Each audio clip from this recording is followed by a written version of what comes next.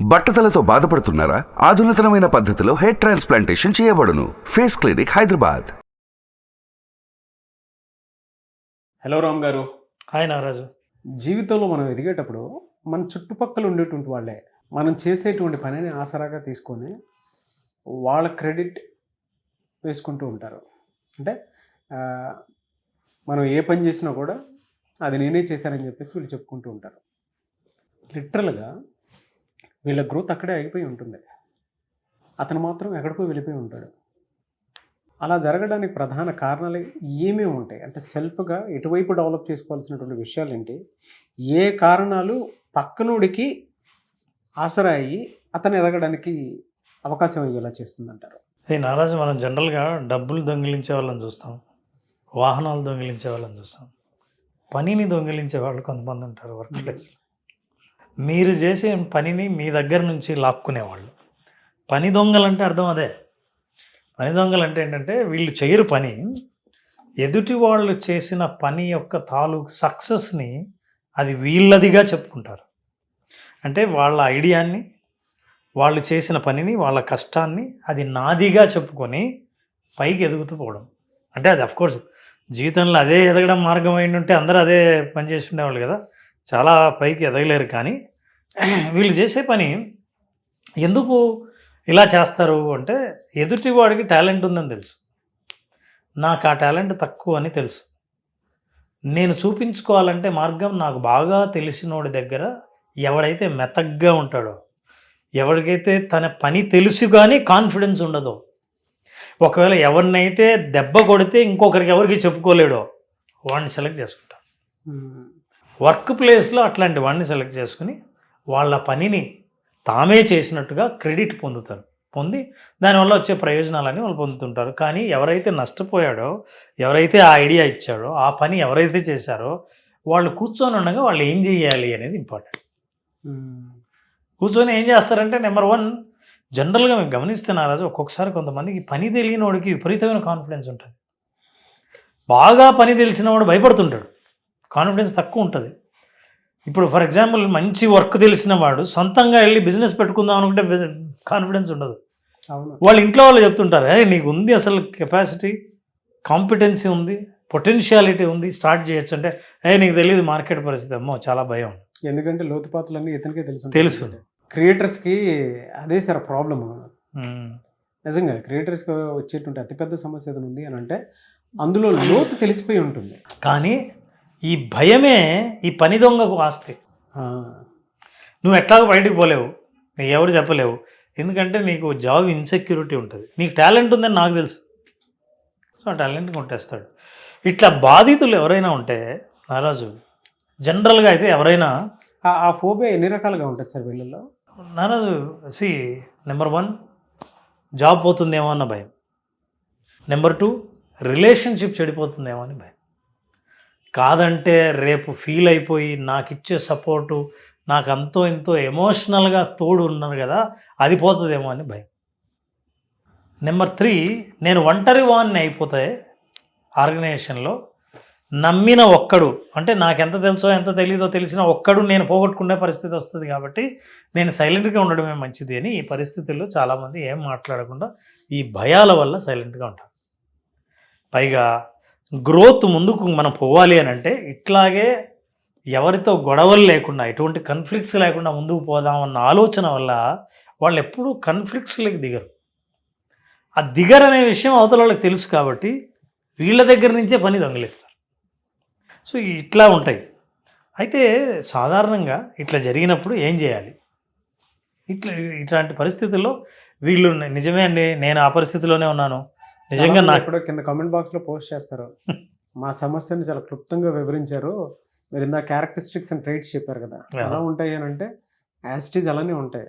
అంటే మేబీ నాకు ఆ సపోర్ట్ దొరకదేమో, మేము అంత టాలెంట్ ఉన్నా మనల్ని సపోర్ట్ చేసే వాళ్ళు ఎవరు ఉంటారు, దాన్ని ఎగ్జిక్యూట్ చేసే ప్రాసెస్లో వీళ్ళే బెటర్ ఏమో, నా జాబ్ పోతుందేమో, ఈ భయాలన్నీ అడ్డుకుంటాయి మనిషి. ఒక్కొక్కసారి ఆర్గనైజేషన్ కూడా ఆడికంటే అంటే ఆడైతే బలంగా ఇన్ఫ్లుయెన్స్ చేయగలుగుతారు బాస్ని, అట్లా చేయలేము, బెటర్ వీడు చెప్పేదే చేసుకుంటూ వెళ్ళిపోవటం ఉత్తమం అనుకునేటువంటి స్థాయికి కూడా వచ్చేస్తాం. అలాంటి వాళ్ళతోనే ఎక్కువ పని చేయించుకుంటారు, ఎందుకంటే నో చెప్పడు కాబట్టి. అయితే ఎవరైనా సరే భయం ఉన్నవాడు కానీ లేనివాడు కానీ నా పనిని నేనే చేశానని చెప్తుంటే వెంటనే లేచే నువ్వు కాదు కదా నేను కదా చేసిందని అనొచ్చు. కానీ వెరీ డిప్లొమాటిక్ వేలో మీరు హర్ట్ అవ్వకుండా అవతల వాళ్ళని హర్ట్ చేయకుండా ఎలా హ్యాండిల్ చేయాలి, దట్ ఈజ్ ఇంపార్టెంట్. సో మనం పబ్లిక్గా అందరి ముందు అది మీ పని అని చెప్పే ముందు, చెప్పాలని అనుకుంటే ఫస్ట్ మీరు ఎవిడెన్స్ని గ్యాదర్ చేయాలి. ఇది మీరు చేసిన పని అనే సాక్ష్యం మీ దగ్గర ఉందా లేదా. చాలా ఇవన్నీ ఉంటే ఏంటంటే డిప్లొమాటిక్గా హ్యాండిల్ చేయాలి, ఇంపార్టెంట్. ఇప్పుడు మీరు నేను ఇందాక అన్నట్టు అసలు ఏ భయం లేకుండా అనిపించింది అన్నది అనిపించినట్లే అనేస్తారనుకోండి, రేపు ఫ్యూచర్లో మీకు ఏదైనా అవసరం రావచ్చు, లేకపోతే మీరు వాళ్ళ సపోర్ట్ మీకు అవసరం రావచ్చు. ఆర్గనైజేషన్లు కలిసి పనిచేయాలి, టీం వర్క్లో సడన్గా మీరు ఒక చెడ్డ కాలేరు, ఆ ఒపీనియన్ని తీసేయడం మళ్ళీ చాలా కష్టం. కాబట్టి డిప్లొమాటిక్గా హ్యాండిల్ చేయాలంటే ఫస్ట్ ఎవిడెన్స్ ఉండాలి. మీరే ఈ పని చేశారన్న ఎవిడెన్స్ ఉందా, ఉంటే గట్టిగా మాట్లాడాల్సిన అవసరం లేదు. అరిచేది ఎవరంటే మన దగ్గర ఏమీ లేనప్పుడు అరుపే సాక్ష్యంగా వాడతాం. కానీ గట్టిగా అరవాల్సిన అవసరం లేదు, కోపం ప్రదర్శించాల్సిన అవసరం లేదు, ఎమోషన్గా ఉండాల్సిన అవసరం లేదు. Show the evidence. Second thing, ఇట్లాంటి వాళ్ళని హ్యాండిల్ చేయాలంటే మీరు గ్రూప్లో హ్యాండిల్ చేయకూడదు. అందరి ముందు అవమానం చేసినట్టు లేచి నీది కాదు అది నా వర్క్ అంటే అవతలోడు ఎందుకు భరిస్తాడు. తన తప్పుడు సాక్ష్యాలు చూపించైనా ఇది నా వర్క్ అని చెప్పే ప్రయత్నం చేయొచ్చు. కాబట్టి ఆఫ్లైన్లో అక్కడ పబ్లిక్గా ఎక్కడైతే ఇది నేనే చేశానని చెప్పాడో అక్కడే మీరు ఆన్సర్ చెప్పాల్సిన అవసరం లేదు. అయిపోయిన తర్వాత పక్కకు పిలిచి, బాబు ఇది నా ఐడియా కదా, నేనే కదా నీకు చెప్పింది, నువ్వు నోట్ చేసుకున్నావు కదా, పలానా రోజు కదా అని చెప్పి చూడండి. చెప్పి అసర్టివ్గా ఇంకో విషయం మాత్రం చెప్పాలి, ఎందుకంటే ఎవరు లేరు కాబట్టి మీరు భయపడక్కర్లేదు. ఇంకోసారి నా వర్క్ని మీరు చేయకుండా నీ వర్క్ని హైలైట్ చేస్తే నేను కూడా సపోర్ట్ చేస్తాను, ఈయనే చేశాడని, కానీ నా వర్క్ని తీసుకోవద్దని నా రిక్వెస్ట్ అని ఒక్కసారి మీరు అసర్టివ్గా ఎప్పుడైతే కాన్ఫిడెంట్గా చెప్పారో, భయపడకుండా చెప్పారో, మీ వర్క్ను నా వర్క్ అని చెప్పడానికి మీరు భయపడితే ఎట్లా, రేపు అందరూ దొంగలే అయిపోతారు మీ పనిది. కాబట్టి ఇది నేర్చుకోవాలి. మూడవది, మీరు when you are communicating remember you need to have professionalism. మీరు ప్రొఫెషన్లో ఉన్నప్పుడు ప్రొఫెషనలిజంతోనే హ్యాండిల్ చేయాలి. ఎందుకంటే మీరు హ్యాండిల్ చేస్తున్నప్పుడు ఇంకోసారి ఈ తప్పు చేయకూడదని వాళ్ళకి అనిపించాలి, కానీ ఇంకోసారి వీడిని దూరం పెట్టాలి అనే ఫీలింగ్ రాకూడదు. సో ఈ పనిని నేను చేయకుండా ఎలా చేసుంటే బాగుండో అని తనకు అనిపించేటట్టు ప్రొఫెషనలిజం మెయింటైన్ చేయండి. ఆ ప్రొఫెషనలిజంలో యూ గివ్ ఎమ్ సజెషన్స్. ఎట్లా వాళ్ళు దేంట్లో స్ట్రాంగో దాన్ని హైలైట్ చేయమని చెప్పండి. నేనో ఇంకోరో వేరే దాంట్లో స్ట్రాంగ్ అయితే దాన్ని మీరు చేసినట్లు మీరు చెప్పుకోవద్దు అని ఈ విషయాలు ప్రొఫెషనల్గా చెప్పండి. శత్రుత్వ భావన ఉండదు, అవతల వాళ్ళకి చెడ్డ అవుతున్నామన్న భయం ఉండదు, ఇంకోసారి మళ్ళీ నా పని కొట్టేస్తాడేమో అన్న ఇన్సెక్యూరిటీ ఉండదు. ఇలా చెప్పడం ద్వారా, మనిషి ఇట్లా హ్యాండిల్ చేయడం ద్వారా మన భయాల నుంచి బయటపడవచ్చు. The fourth important thing, take support. 1-on-1 హ్యాండిలే కాదు, మీరు ఇంకో సపోర్ట్ కూడా తీసుకోండి.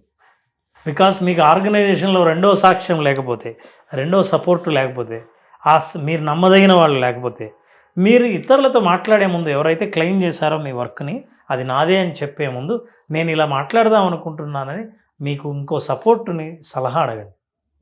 ఈ సలహా అడిగినప్పుడు అతను ఎలా చెప్పాలి, అతనికి ఎట్లా చెప్తే బాగుంటుంది అని మీ వర్క్ను చూసిన ఇంకో సాక్షి మీకు ఉంటాడు ఆర్గనైజేషన్. సో ఇట్లా చేయడం ద్వారా మీ పని దొంగలకు మీరు బలవ్వాల్సిన అవసరం లేకుండా, మీరు మళ్ళీ ఇంకోసారి ఇదే పరిస్థితి ఎదురు కాకుండా ఉండాలంటే కొన్ని ట్రైట్స్, కొన్ని బిహేవియర్స్ మనం నేర్చుకోవాలి. అసర్టివ్గా ఉండడం, కాన్ఫిడెంట్గా మాట్లాడడం, మీ పని పట్ల మీకు నమ్మకం కలిగి ఉండడం, ఎదుటి వాళ్ళ పట్ల ప్రతిదానికి భయపడకుండా ఉండడం. ఇట్లాంటివి చేసినప్పుడు ఏమైందంటే ఆర్గనైజేషన్లో మీరు ఎలా ఎదగాలనుకుంటున్నారో అంతే స్పీడ్తో ఎదుగుతారు. లేకపోతే మిమ్మల్ని నెట్టి ముందుకెళ్ళే వాళ్ళందరూ మీ పనిని దొంగిలించిన వాళ్ళు ముందుకు పోతుంటారు. అంటే ఈ పాయింట్లో కూడా మీరు మాట్లాడుతుంటేనే అతనికే బెనిఫిట్స్ ఎక్కువ వెళ్ళిపోతున్నాయి కదా అనేటువంటి మానసికంగా ఉన్నటువంటి పెయిన్ కూడా నాకు తెలుస్తుంది. ఎందుకంటే దీని విక్టిమ్ ఎవరైతే ఉన్నారో వాళ్ళకి మాత్రమే తెలుసు, అరే నన్ను అడ్డం పెట్టుకొని వాడు ఎదిగాడు, వాడు బాగానే ఉన్నాడు, మనం బాగాలేమే, అయినా ఇంత చేసినా కూడా నాకేం మిగిలింది అంటే మీరు మాట్లాడేటప్పుడు కూడా ఆ క్వశ్చన్ మళ్ళీ రేజ్ అవుతుంది. అప్పుడు ఎలా దాన్ని ఎలా ఓవర్కమ్ చేయాలి? So it is a clear knowledge. నువ్వు ఎప్పుడైతే చేసిన పనిని చెప్పుకునే నోరు కూడా నీకు లేకుండా పోయిందో, ఇక నువ్వు దాని గురించి చింతించే హక్కు కూడా కోల్పోతావు. కాబట్టి మీరు చేసిన పని ప్రయోజనం మీరు పొందాలంటే సెల్ఫ్ కాన్ఫిడెన్స్ని, సెల్ఫ్ ఎస్టీమ్ని చంపుకొని చేసే పని వృధా. దానికి ఎంత డిస్కౌంట్ పోవాలనో ఆ డిస్కౌంట్ పోయి మిగతాదే మీరు సంపాదించుకుంటారు, అంతే మీరు ఎదుగుతారు. సో ఎప్పుడైనా మీరు అట్లా అనిపించినప్పుడు ఇంకోటి ఏంటంటే, నేను ఇందాక సపోర్ట్ అన్నాను కదా, ఆ వ్యక్తులకి మీరు టైం ఇప్పించండి. ఎవరైనా అధికారులతో ఇది మీ పనే అని ప్రూవ్ చేసే సమయం ఇప్పించండి. రెండోది ఏంటంటే, ఒకటి కొంతవరకు మీరు ప్రయత్నించి అదే లైఫ్ ఎండ్ కాదు. యూఆర్ క్రియేటివ్ అయితే మీరు ఇంకా ఇట్లాంటివి చాలా చేయొచ్చు. భవిష్యత్తులో ఇతను ఇట్లా మళ్ళీ క్లెయిమ్ చేయకుండా చేయగలిగితే మీరు విన్ అయినట్టే లెక్క. భవిష్యత్తులో ఇంకెప్పుడు మళ్ళీ రెండోసారి చేయకుండా చేయాలని అంటే ఈ స్టెప్స్ అన్ని ఫాలో అవ్వాలి. ఇప్పటి నుంచి మీరు మీ పనిని మీరు ఎట్లా ఎక్స్ప్రెస్ చేయాలో, మిమ్మల్ని మీరు ఎట్లా ఎక్స్ప్రెస్ చేసుకోవాలో నేర్చుకోండి. ఇప్పుడు అది మాట్లాడడం చాలా క్రూషియల్ కాన్వర్జేషన్ అంటాం దాన్ని. టఫ్ కాన్వర్జేషన్ అది వాళ్ళతో మాట్లాడడం. You visualise. ఎవరితో అయినా నేను మాట్లాడి మీటింగ్కి వెళ్ళే ముందు ఈ మీటింగ్ ఎలా జరుగుతుంది, ఎలా జరగాలి, నేనేం మాట్లాడాలి, నేను నిజంగా కరెక్ట్ అని తెలిస్తే కాన్ఫిడెంట్గా ఎలా మాట్లాడాలి అని you visualise it. Repetition practice ఎప్పుడైతే చేస్తావో విజువలైజేషన్లో వెళ్ళినప్పుడు కాన్ఫిడెన్స్ వస్తుంది. Your brain is always it is accustomed. అలవాటు పడిపోయిన బ్రెయిన్ మీరు మాట్లాడుతున్నప్పుడు ఏమనుకున్నారో అవే మాట్లాడగలుగుతారు. సో అట్లా మాట్లాడడం అలవాటు అయినప్పుడు మెల్లిగా కాన్ఫిడెన్స్ బిల్డ్ అవుతుంది. మీ క్రియేటివిటీ చచ్చిపోదు. ఎదుటి వాళ్ళు కొట్టేస్తున్నారనే బాధ కూడా మీకు ఉండదు. సో ఇలా మీరు ముందుకు వెళ్ళొచ్చు. అలా చేయడం వల్ల ఏమవుతుందంటే వీళ్ళకి ఇంకో భయం ఏంటంటే, వీళ్ళ సపోర్ట్ మళ్ళీ రేపటి నుంచి కోల్పోతానేమన్న భయం ఉండకూడదంటే you need to handle professionally. ఎందుకంటే రేపు మళ్ళీ అతను కలిసి వర్క్ చేయాలి కాబట్టి, అవును, ఒకరి మొహం చూసుకోవాలి కాబట్టి. ఇప్పుడు ఈరోజు ప్రూవ్ చేయడం పెద్ద కష్టమేం కాదు, నీదే అని ప్రూవ్ చేయొచ్చు. రేపటి నుంచి నీ ఎలా ఉంటుంది, నువ్వు పీస్ఫుల్గా ఉండగలవా, దట్ ఈజ్ ఇంపార్టెంట్. ఈ బ్యాలెన్స్ని ఎప్పుడైతే మెయింటైన్ చేస్తారో ఆ ఆర్గనైజేషన్లో, ఎనీ ఆర్గనైజేషన్ బ్యాలెన్స్ని ఎప్పుడైతే మెయింటైన్ చేస్తారో, రిలేషన్షిప్ ఫ్యూచర్లో మనకు ఉండాలి అని ఎప్పుడైతే మనసులో ఉంటుందో, మీరు కోల్పోకూడదు, అవతల వాడు అనవసరమైన బెనిఫిట్ పొందకూడదంటే మీరు సాక్ష్యాలు, సపోర్టు, మాట్లాడడం, ఈ 3 లక్షణాలు నేర్చుకుంటే ముందుకు వెళ్ళిపోతారు. సో మీరు చేశారు పని అని అన్నప్పుడు మీకు తగిన సాక్ష్యాధారాలు ఉన్నప్పుడు, భవిష్యత్తులో నేను ఈ పరిస్థితి ఎదుర్కోవడం ఇష్టం లేదు అని నిర్ణయించుకున్నప్పుడు వెంటనే మీ సాక్ష్యాలతో సహా ఎవరైతే రిపోర్టింగ్ ఆఫీసర్ ఉన్నారో వాళ్ళకి కంప్లైంట్గా కాకుండా మీ కాంట్రిబ్యూషన్ ఏందో మీరు పంపించండి. అంటే దొంగిలించిన వాడికంటే ఒరిజినల్గా ఉన్నవాడికి ఎక్కువ ఇన్ఫర్మేషన్ ఉంటుందిగా, ఆ ఇన్ఫర్మేషన్ బట్టే మీ వాల్యూ ఏంటో తెలుస్తుంది. So communicate in such a way that people know the facts. You need not fight for that, do that, because you're all working in the organisation. ఇది రిపీట్ కాకూడదంటే ఈ చర్యలు మీరు తీసుకుంటే ఖచ్చితంగా your life will be very smooth side. నాకు అనిపించింది ఒకటండి, మీరు మాట్లాడిన తర్వాత ఒకవేళ మనకి ఫియర్ ఆఫ్ ఇది ఉందంటే, చాలా ఫెయిర్ ఉంది, మనం అనుకున్న పని మనమే చేయట్లేదు అనుకున్నప్పుడు ప్రూఫ్లు దానికి డెఫినెట్గా ఉంటాయి సార్. ఏ రకమైనటువంటి ప్రూఫ్ ఉంటుందంటే, మనం కష్టపడి బిల్డ్ చేసేటువంటి ప్రాసెస్లో మన చుట్టుపక్కల ఎవరెవరిని కలుస్తున్నామో మనకు మాత్రమే తెలుస్తుంది. It's authentic proof. అంటే వాళ్ళకి మాత్రమే తెలుసు. ఫర్ ఎగ్జాంపుల్, ఇప్పుడు నేను ఒక వీడియో చేస్తున్నాను అంటే మీరు ఒక ప్రూఫ్ ఉంటారు, కింద టీం ప్రూఫ్ ఉంటుంది. ఎక్కడి నుంచి వచ్చిందని అంటే నా దగ్గర నుంచే.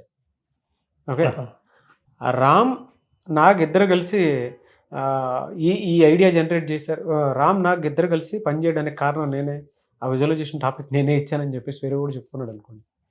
సింపుల్, ఇది చాలా క్లియర్గా ఉంది. ఐడియా ఇచ్చి ఉంటాడేమో కానీ దాన్ని, ఫర్ ఎగ్జాంపుల్ మామూలుగా ఐడియా ఇచ్చిన పేరు చెప్పుకొని ఉన్నాడేమో కానీ దాన్ని డెవలప్ చేయమంటే చేయలేడు కదా. క్రియేట్ చేసినటువంటి వాళ్ళకి మాత్రమే తెలుసు ఆ డెవలప్మెంట్. సో ఇక్కడ మనతో పాటు ఒక ప్రూఫ్ ఉంది, కింద ప్రూఫ్ అంటే టీమ్ నెట్వర్క్ ప్రూఫ్ కూడా కనిపిస్తూ ఉంటుంది. చెప్తున్నది ఏంటంటే, ఆ క్లెయిమ్ చేసిన వాడికంటే మీ దగ్గర అడిషనల్ ఇన్ఫర్మేషన్ ఉంటుంది. ఎస్, అది యాడ్ చేయండి, అదే value. Yes, we should communicate that. అది మెయిల్ రూపంలోనూ, వాట్సాప్ ప్రూఫ్ రూపంలోనూ, లేదా ఒక గ్రూప్ ఆఫ్ పీపుల్ మేము కలిసి మీతో మాట్లాడుకుంటున్నాం అని చెప్పేసి ఇతనే ఇనిషియేట్ తీసుకొని, మీకు భయం ఉంది అనుకున్నప్పుడు ఒక నలుగురితో పాటు కలిసి వెళ్ళి కూర్చొని మాట్లాడాలి, ఏదో ఒక మీడియం ద్వారా చేరాల్సిన వాళ్ళకి చేర్చాలి. ఎస్, అప్పుడు మాత్రమే జీవితానికి ఒక అర్థం, పరమార్థం రెండూ ఉంటాయి. సెల్ఫ్ బ్లేమింగ్కి బాడీ కూడా ఎప్పుడు దిగిపోదు. మన అంతరార్థంలో ఉండేటువంటి అంటే మన మానసిక సందిగ్ధం ఏదైతే ఉందో దాని నుంచి బయటపడడానికి, దాన్ని ఫేస్ చేసినప్పుడు మాత్రమే మనం ఏంటో ఒక్కొక్క వాల్యూ అయితే తెలుసుకోవడానికి అవకాశం ఉంటుంది. Very right. Yes, anyways thank you అండి, thank you so much Ram గారు. Thank you. ఒక్కసారి అంటే మీరు చెప్పేటప్పుడు నాకు ఆ విజువల్ వచ్చిందనమాట మైండ్లో, ఇలా విజువలైజ్ చేసుకుని ఇలా కూడా వెళ్ళొచ్చు కదా అనేటువంటి బెస్ట్ సొల్యూషన్ ఇచ్చింది. Correct correct. అంటే అలా విజువలైజ్ చేసుకోవాలి మనల్ని మనం. Source of information, source of communication, source of work ethics, solutions, అలా జస్ట్ విజువలైజ్ చేసుకుంటే నెంబర్ ఆఫ్ క్లారిటీస్ మనకి డెఫినెట్గా వస్తాయి. ఏ దానికి అంతం లేదండి, ఏదో ఒక రూపంలో కమ్యూనికేషన్ ఓపెన్ అవుతుంది. యూ నీడ్ టు డిసైడ్ మళ్ళీ ఇట్లాంటి రిపీట్ కాకూడదన్న డెసిషన్ నీదై ఉండాలి. ఎస్. ఎనీవే సార్, థ్యాంక్ యూ అండి, thank you so much Ram గారు. Thank you Naraj. మీరు ఎవరైనా సరే ఈ ప్రాబ్లం తోటి ఫేస్ చేస్తూ ఉంటే కింద కామెంట్ బాక్స్లో పార్ట్ 2 కావాలని పోస్ట్ చేయండి. కమ్యూనికేట్ ఎలా చేయాలనేది మాత్రం డెఫినెట్గా చేస్తాం పార్ట్ 2 అనేది. చాలామంది అడ్వాన్స్ విజువలైజేషన్ క్లాస్ ఎక్స్పెక్ట్ చేస్తూ ఉన్నారు. బేసిక్ ఎక్కువ మంది అటెండ్ అయిపోయినటువంటి వాళ్ళు, అడ్వాన్స్లో ఏ మెరాకిల్ చూస్తాము అనుకునేటువంటి వాళ్ళు చాలామంది ఉన్నారు. అడ్వాన్స్ విజువలైజేషన్ క్లాస్ ఎప్పుడు ఉండే అవకాశం ఉంటుంది? నారాజ్ ఏప్రిల్ 5వ తేదీన అడ్వాన్స్డ్ విజువలైజేషన్ అటెండ్ అవ్వచ్చు. బేసిక్ అటెండ్ అయిన వాళ్ళు వాళ్ళ ఫ్రీక్వెన్సీని, వాళ్ళ పవర్ని, వాళ్ళ థాట్ని, విజువలైజేషన్ని ఎలా చేసుకోవాలో తెలిసిన వాళ్ళు దాని వేవ్ లెంగ్త్ని పెంచడానికి, ఇంకా దాని పవర్ని పెంచడానికి, టైం గ్యాప్ ఒక గోల్ని అచీవ్ చేయడానికి తగ్గించాలంటే అడ్వాన్స్ విజువలైజేషన్ అద్భుతంగా ఉపయోగపడుతుంది. చాలామంది అటెండ్ అయిన వాళ్ళు, సార్ ఇంకా ఏమైనా అటెండ్ అవ్వాలని ఉంది ఏంటి అని అంటే, ఈసారి చాలా తొందరగానే నెక్స్ట్ అడ్వాన్స్ సెషన్ కూడా పెట్టడం జరిగింది. ఏప్రిల్ 5వ తేదీన అడ్వాన్స్ విజువలైజేషన్ 5 days సెషన్. డెఫినెట్గా బేసిక్ అటెండ్ అయిన వాళ్ళందరికీ చాలా ఉపయోగపడుతుంది. They can attend this. ఈగర్లో నేను కూడా వెయిట్ చేస్తున్నాను, ఎందుకంటే పర్సనాలిటీ డెవలప్ చేసుకోవాలనుకున్నా, లేదంటే పర్సనల్ కొన్ని విషయాల్లో మనం బ్రాడ్ పిక్చర్లో చూడలేము. అడ్వాన్స్ క్లాసెస్ అటెండ్ అయిన తర్వాత మాత్రమే తెలుస్తుంది. సో నేను కూడా అడ్వాన్స్ విజువలైజేషన్ క్లాస్కి జాయిన్ అవ్వాలని అనుకుంటున్నాను ఈ బ్యాచ్కి. ముఖ్యంగా నారాజు ఈ అడ్వాన్స్ విజువలైజేషన్లో, బేసిక్ విజువలైజేషన్లో మిరాకిల్స్ సృష్టించిన వాళ్ళు, అనుభవంలోకి అద్భుతాలు తీసుకొచ్చిన వాళ్ళందరూ ఈ అడ్వాన్స్ విజువలైజేషన్ సెషన్లో అటెండ్ అవుతున్నారు. అట్లాంటి వాళ్ళని నేరుగా చూడాలన్నా, అట్లాంటి వాళ్ళ మాటలు వినాలన్నా మీరు డెఫినెట్గా అడ్వాన్స్ విజువలైజేషన్ జాయిన్ అవ్వాల్సిందే. డెఫినెట్గా sir. Anyway sir, thank you అండి, thank you so much Ram గారు. Thank you Ramesh. సో మీరు అడ్వాన్స్ విజువలైజేషన్ క్లాస్కి అటెండ్ అవ్వాలి అనుకుంటే స్క్రీన్ మీద మీ కాంటాక్ట్ నెంబర్ కనిపిస్తుంది. ఏప్రిల్ 5th నుంచే ఉంటుంది. ఆసక్తి కలిగిన వారు మీరు స్క్రీన్ మీద కనిపిస్తున్న నెంబర్కి కాల్ ఆర్ మెసేజ్ వాట్సాప్ చేసి వెంటనే ఎన్రోల్ చేసుకోవచ్చు. ఒకవేళ మీ కాంటాక్ట్ నెంబర్ కనెక్ట్ అవ్వట్లేదంటే మిస్టర్ నాగ్ అఫీషియల్ 1 అన్న ఇన్స్టాగ్రామ్ ఐడి ఉంది, దానికి మీరు పర్సనల్ మెసేజ్ పెట్టినా కూడా నేను రామ్ గారి టీంకి ఫార్వర్డ్ చేస్తాను. ఆ విధంగానే సార్ మీరు అప్రోచ్ అవ్వచ్చు. సో ఒక మిరాకిల్ కనుక మీరు చూడాలి అనుకునేటువంటి వాళ్ళు, మీ జీవితాన్ని ఇంకా బాగు చేసుకోవాలి అనుకునేటువంటి వాళ్ళు ఎవరైతే ఉంటారో, త్రూ విజువలైజేషన్ క్లాస్, మీరు advance visualisation class tools and technique తోటి లైఫ్ని మార్చుకోవాలి అనుకున్నటువంటి వాళ్ళకి మాత్రం మంచి అవకాశం. ఆసక్తి కలిగిన వారు స్క్రీన్ మీద కనిపిస్తున్న నెంబర్ సంప్రదించండి. ఈ వీడియో లైక్ చేయండి, షేర్ మాత్రం తప్పకుండా చేయండి. ఇలాంటి మరిన్ని వీడియోస్ కోసం మా ఛానల్ ఫాలో అవ్వండి. Thank you. సుమన్ టీవీలో మీ పర్సనల్ అండ్ బిజినెస్ ప్రమోషన్స్ కోసం కింది నెంబర్కి కాంటాక్ట్ చేయండి.